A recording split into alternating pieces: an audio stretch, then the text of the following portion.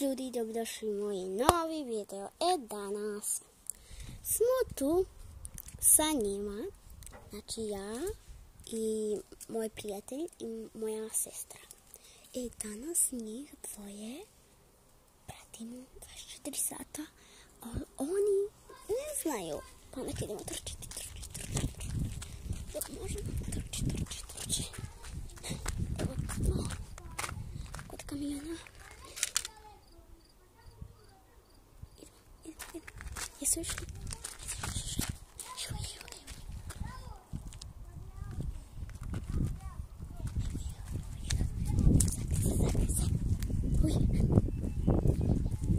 Mislim da su tu. Otišli su. Dobro, to je fino. Mislim da su otišli. Evo. Mislim da će. Dođi.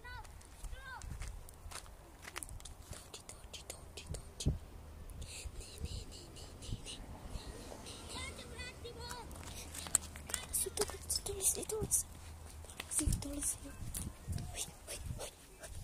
Ali negdje stra. Nemamo sad mjesta. Sad sam... Ima. Joj. Sad se ja moram tu kod kontejnera da se slim. Dobro, evo. Sad se ima. Ne znam kako još.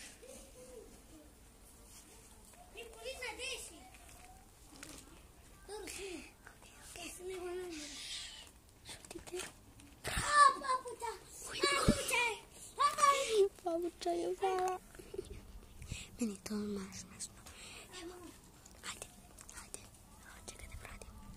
Evo. Joj. Mislim da će biti dobro.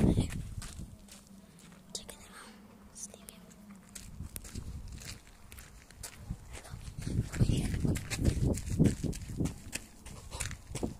Evo ih. To su nje.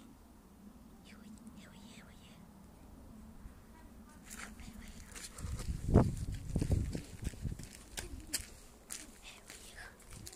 Šta radim? Ja sam dobro si dolazi.